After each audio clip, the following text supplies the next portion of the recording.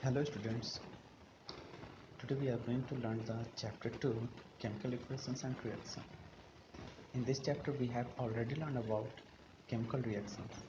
So in this chapter we have to learn about chemical equations and the properties of chemical equations.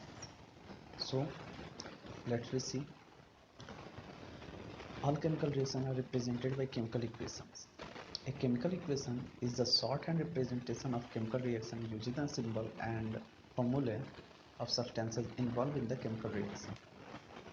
जितने भी chemical reaction होते हैं उन सबको हम लोग केमिकल इक्वेशन से रिप्रेजेंट करते हैं। तो केमिकल इक्वेशन होते क्या हैं? तो केमिकल इक्वेशन केमिकल रिएक्शन का ही शॉर्ट हैंड रिप्रेजेंटेशन होता है जिसमें उसका फॉर्मूला और सिंबल का इस्तेमाल करके लिखा जाता है। The symbol of formula of the substances are arranged to show the reactant and product of the chemical reaction. इसके सिंबल और फॉर्मूले जो होते हैं उसको एक स्पेशल टाइप से अरेंजमेंट किया जाता है जिससे वो रिएक्टेंट और प्रोडक्ट अलग अलग दिखे और आसानी से हम लोग केमिकल रिएक्शन को फाइंड आउट कर सकें। जैसे यहाँ पे एग्जांपल दिया हुआ है, when potassium nitrate is heated it gives potassium nitrate and oxygen. ये एक वर्ड में लिखा हुआ है कि जब पोटेशियम नाइट्रेट को गर्म करते हैं तो वो पोटेशियम नाइट्राइट और ऑक्सीजन बनाता है। अब इतना लिखना, अब उसके लिए हम उसको शॉर्ट हैंड रिप्रेजेंट करते हैं।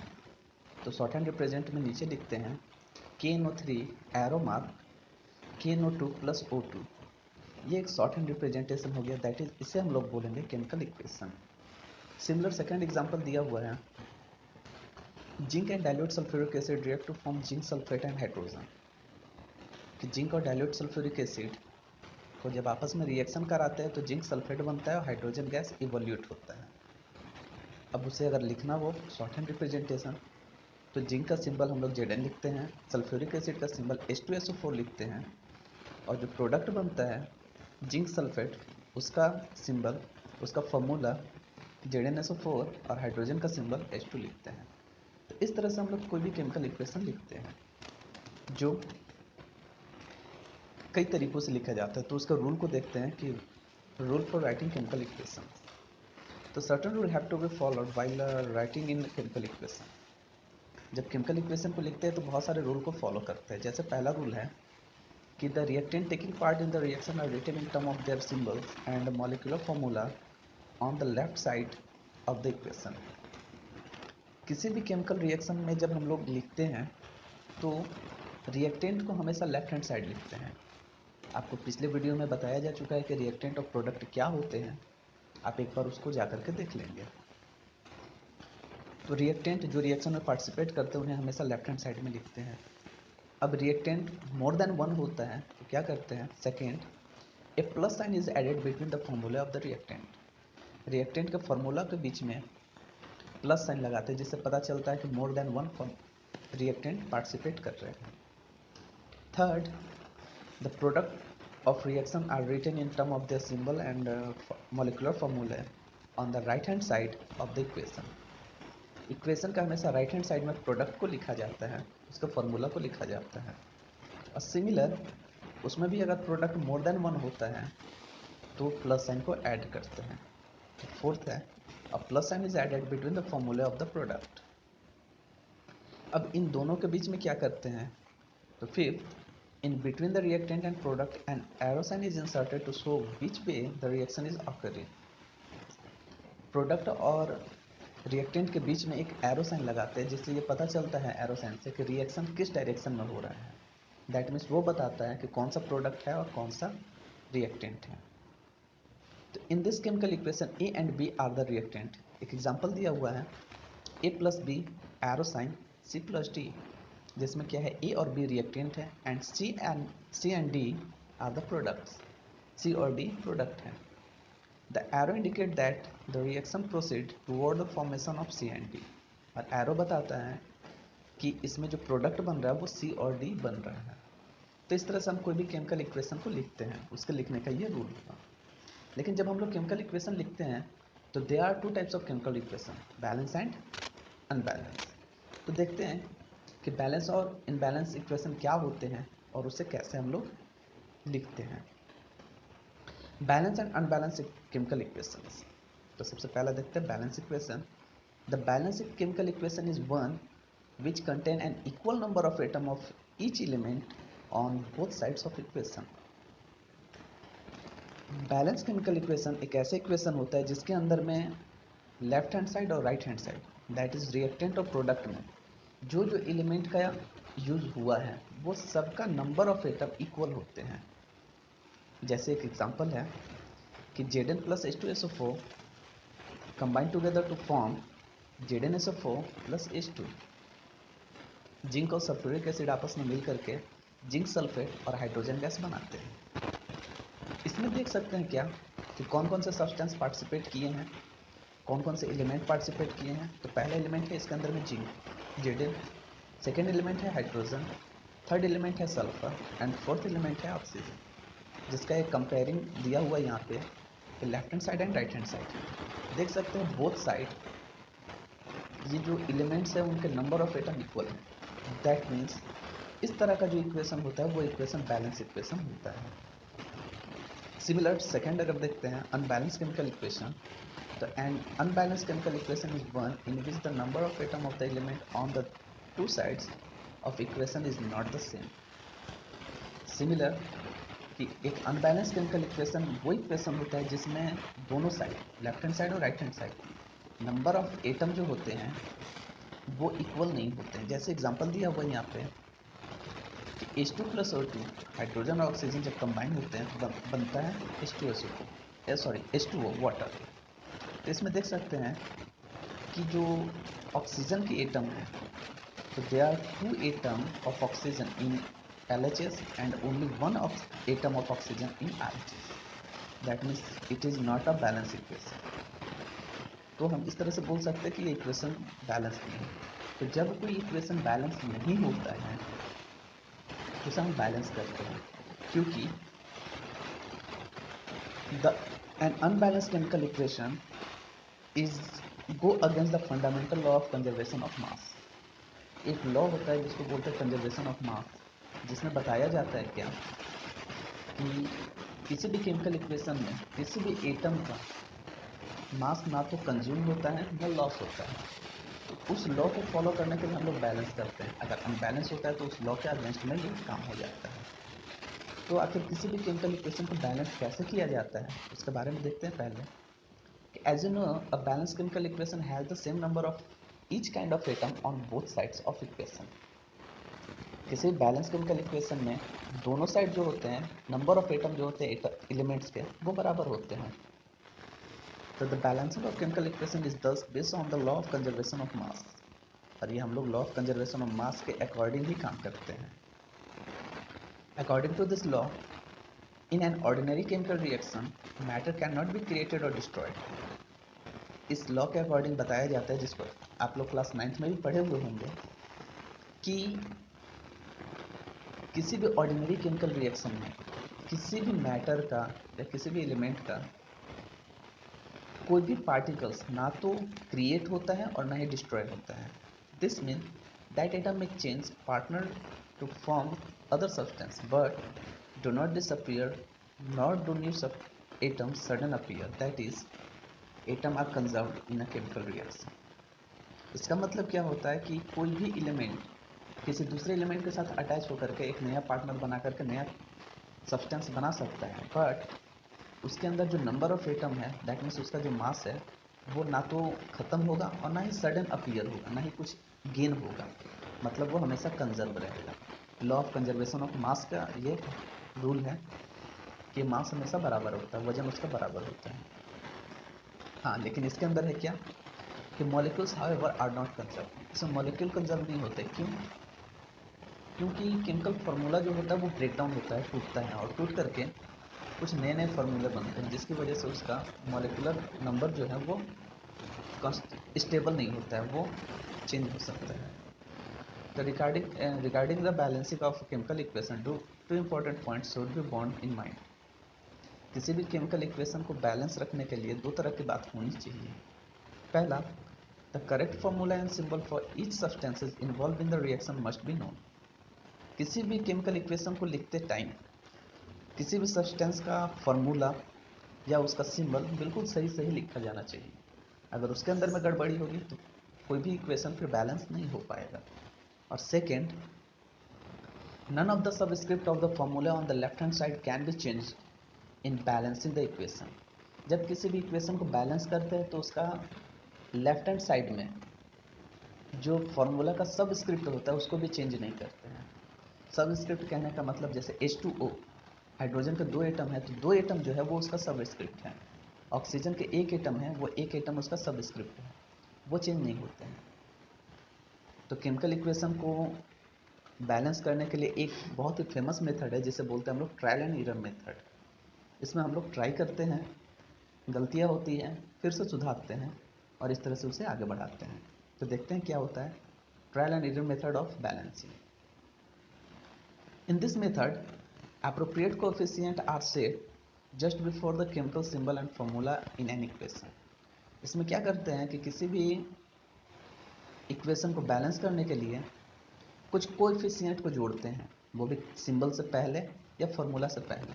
दैट मीन्स हम लोग उसको क्या कहते हैं कि वो मॉलिक्यूलर नंबर जो है उसको लिखते हैं। Coefficient are chosen so that the number of each kind of atom on both side of the arrow line is the same. Coefficient ऐसा चुनते हैं जिससे क्या हो कि लेफ्ट हैंड साइड और राइट हैंड साइड में लिखा हुआ एटम बराबर हो जाए। तो this is usually done by inspection. इसको देख करके जांच करके हम लोग करते हैं। तो इसको करने के कुछ रूल हैं, आप उस रूल को देखेंगे और समझ जाएंगे कि क्या क्या करते हैं। Step 1, to balance a chemical equation first draw boxes around each formula. कोई भी केमिकल इक्वेशन लिखा हुआ है, जैसे यहाँ पे एग्जांपल दिया वो 1.5 एग्जांपल है, Fe plus H2O combine together to form Fe3O4 plus H2। ये एक केमिकल इक्वेशन लिखा हुआ है जो अनबैलेंस है। तो इसको बैलेंस करने के लिए क्या करते हैं कि सबसे पहले हम आइडेंटिफाइड करते हैं कि कौन कौन सा फॉर्मूला है, कौन कौन सा सिंबल है, उसे एक बॉक्स के अंदर में घेर देते हैं। अब सेकंड काम क्या करते हैं कि list the number of atom of different element present in the unbalance equation. अब इसमें से हम फाइंड आउट करते हैं कि कौन कौन सा एलिमेंट पार्टिसिपेट किया हुआ है और लेफ्ट हैंड साइड और राइट हैंड साइड के अंदर में कितने नंबर ऑफ एटम उसके लिखे हुए हैं। तो सबसे पहले देखते हैं कि इसके अंदर में तीन एलिमेंट है, ferrous, hydrogen and oxygen. Ferrous का देखते हैं तो लेफ्ट हैंड साइड में 1 एटम है और राइट हैंड साइड 3 एटम है। हाइड्रोजन के लेफ्ट हैंड साइड 2 एटम और right hand side 2 atom, that means hydrogen balance है। ऑक्सीजन के देखते हैं तो लेफ्ट हैंड साइड 1 एटम है और राइट हैंड साइड 4 एटम है। अब यहाँ से हमें एक टेबल मिल जाता है जिससे पता चल जाता है कि लेफ्ट हैंड साइड और राइट हैंड साइड के अंदर में कितने कितने एटम हैं। अब इसी को बेस बना करके हम लोग आगे बैलेंस करना काम शुरू करते हैं। तो थर्ड स्टेप देखते हैं क्या होता है इसमें कि it is often convenient to start balancing with the compound that contain the maximum number of atom. इसको हम लोग शुरू करते हैं सबसे पहले उस एलिमेंट को देखते हुए जिसमें सबसे ज़्यादा डिफरेंस है। दैट मीन्स यहाँ पे देख सकते हैं ऑक्सीजन के अंदर में डिफरेंस बहुत ज़्यादा है। लेफ्ट हैंड साइड में 1 है और राइट हैंड साइड में 4 है, दैट मीन्स डिफरेंस 3 एटम का है। तो इट मे बी रिएक्टेंट और प्रोडक्ट। रिएक्टेंट और प्रोडक्ट में हम लोग चेक कर लेते हैं। तो in a compound select the element which has the maximum number of atom. Using this criteria we select Fe3O4 and the element oxygen in it. अगर इसी क्राइटेरिया को देख रहे हैं हम लोग कि किसके नंबर ऑफ एटम में सबसे ज़्यादा डिफरेंस है, तो देखते हैं Fe3O4। अब इसके अंदर में ऑक्सीजन को चेक करते हैं तो ऑक्सीजन लेफ्ट हैंड साइड 1 है एंड राइट हैंड साइड 4 है।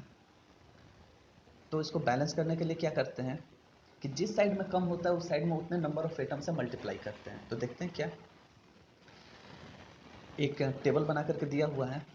नंबर 1 इनिशियल, ये स्टार्टिंग में क्या था, तो H2O में ऑक्सीजन 1 है और Fe3O4 में ऑक्सीजन 4 है। तो बैलेंस करने के लिए क्या करते हैं कि लेफ्ट हैंड साइड रिएक्टेंट में 1 मल्टीप्लाई 4, ये हम लोग उसका एक फॉर्मूला लिख देते हैं। उस फॉर्मूला के पहले कोएफिशिएंट जोड़ देते हैं 4 और राइट हैंड साइड में कोई कोएफिशिएंट नहीं जोड़ना है क्योंकि उधर ऑलरेडी 4 एटम है। तो देख सकते हैं क्या कि ऑक्सीजन बैलेंस हो जाते हैं। To equalize the number of atom, it must be remembered that we cannot alter the formula of the compound or element involved in the reaction।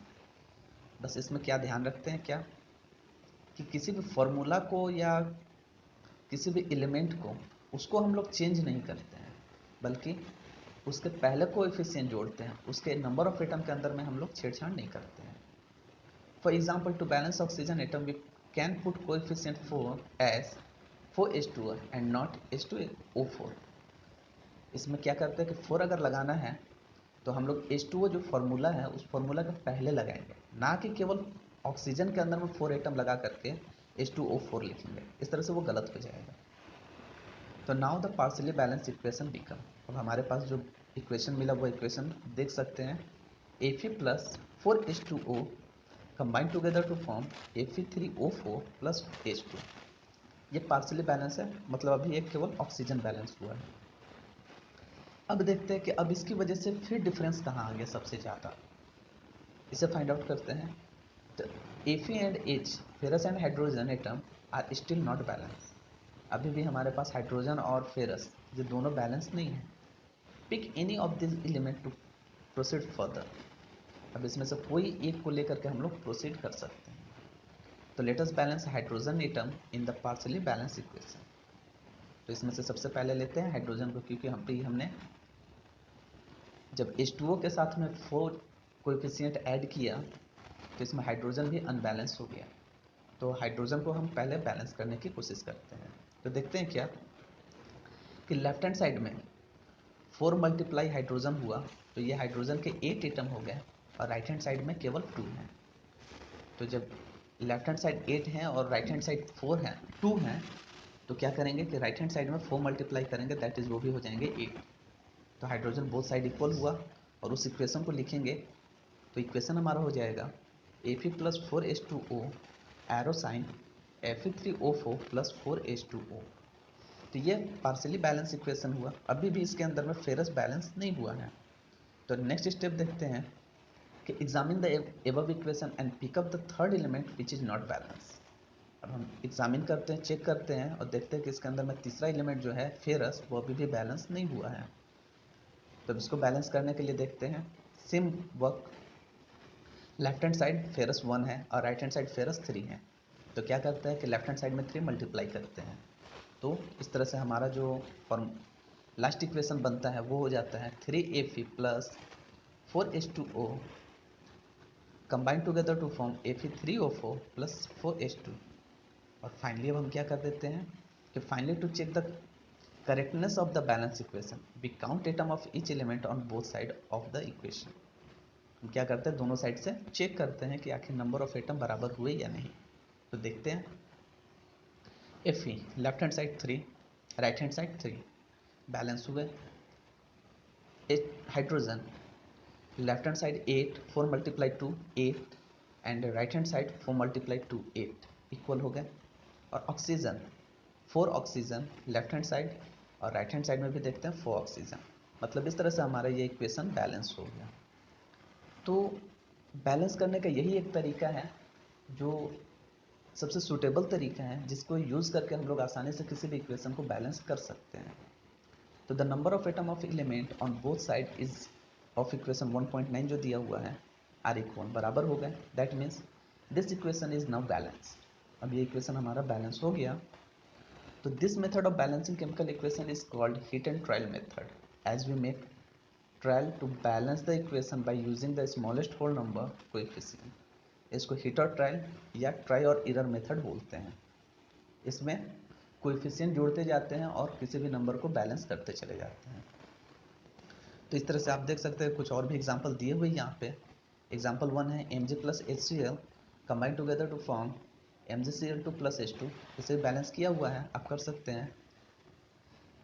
Second example दिया हुआ है Mg plus H2O combine together to form MgOH whole twice plus H2।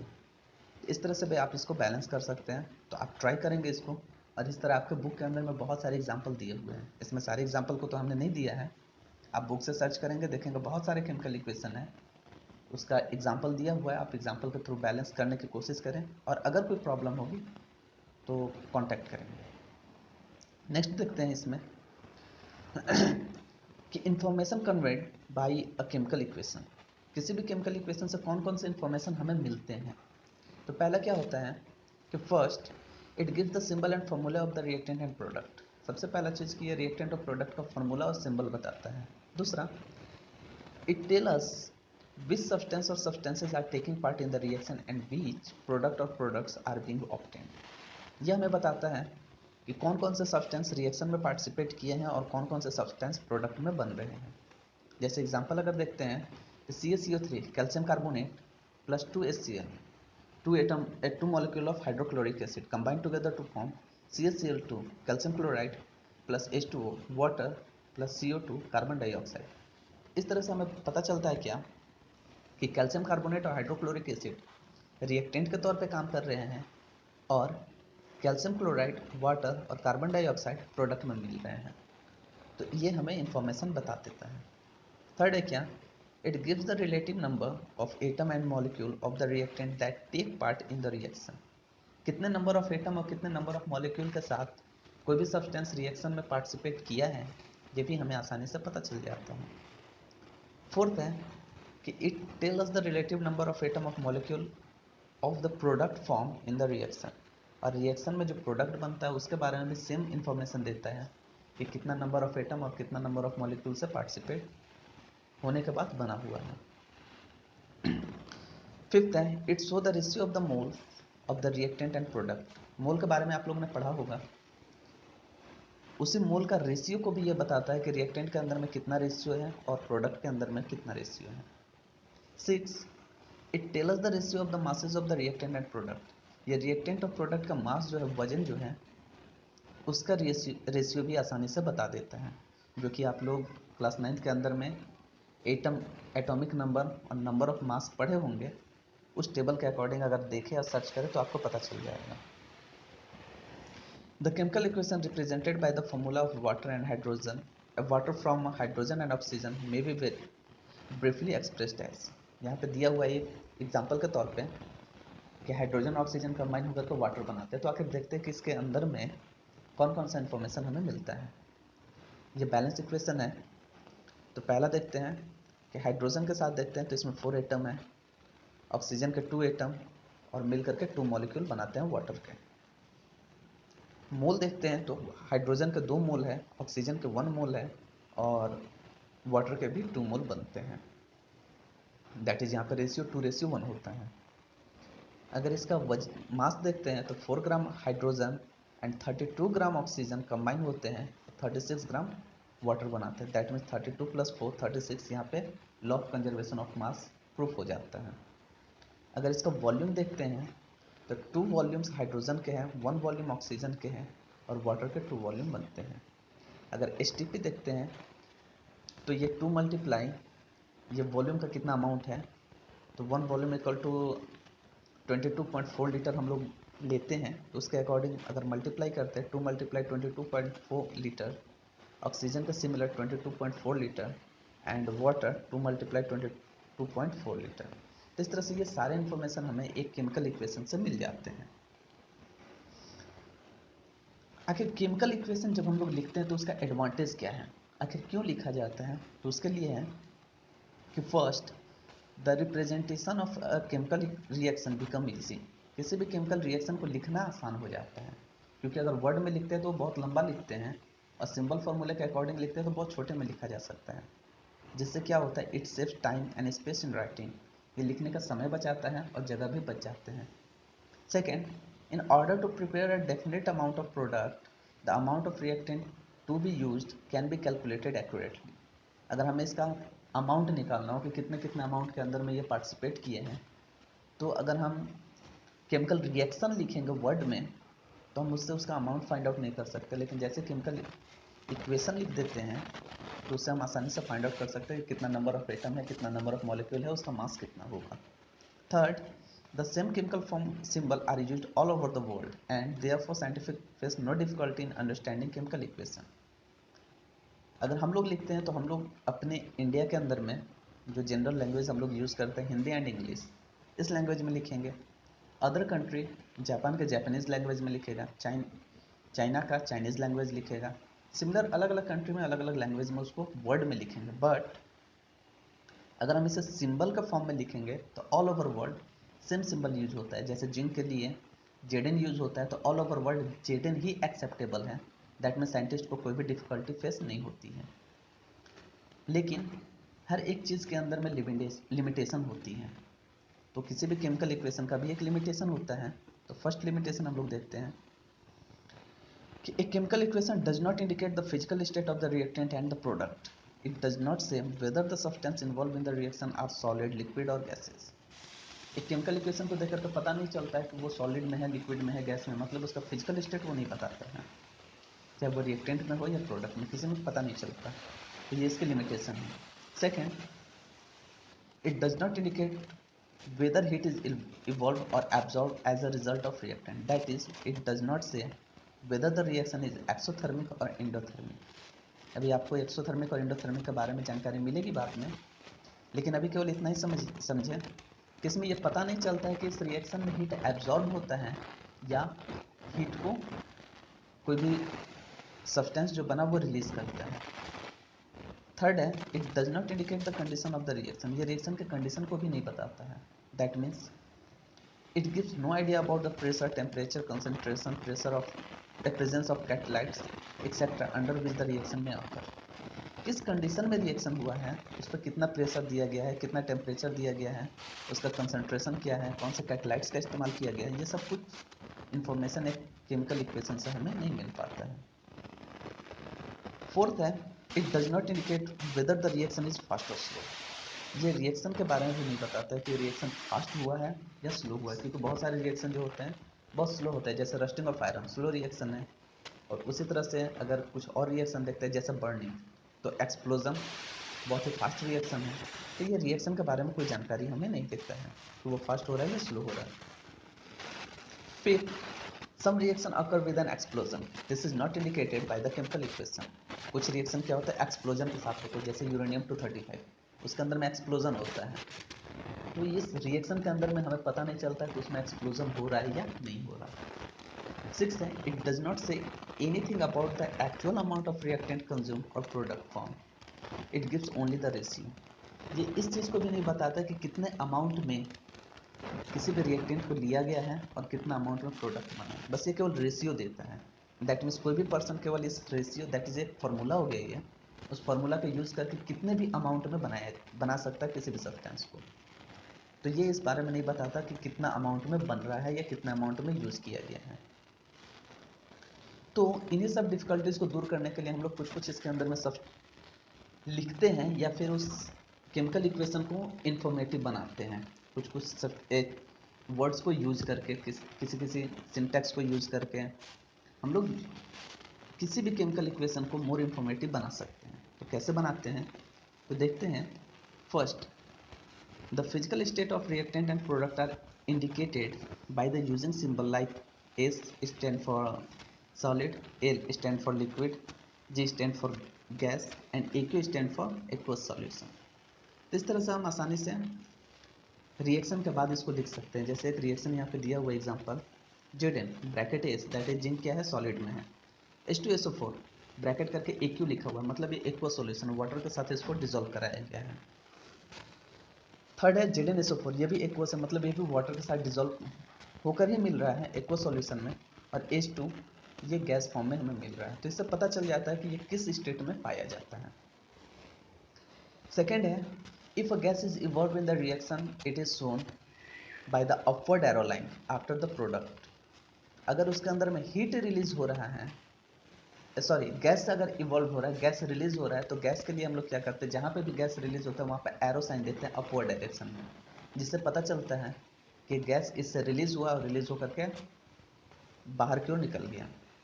Third है, if a precipitate is formed it is shown by the downward arrow line after the product. Product के बाद अगर downward arrow line अगर लगा हुआ है, नीचे की ओर एरो लगा हुआ है, दैट मीन्स वो एक प्रेसिपिटेट है। प्रेसिपिटेट कहने का मतलब वो बॉटम में जाकर के जम जाएगा, बॉटम में जाकर के बैठ जाएगा, सेडिमेंट हो जाएगा। तो इस तरह से ये मोर इन्फॉर्मेटिव हो गया। फोर्थ, इवोल्यूशन और absorption of heat during the reaction is shown by the writing thermochemical equation.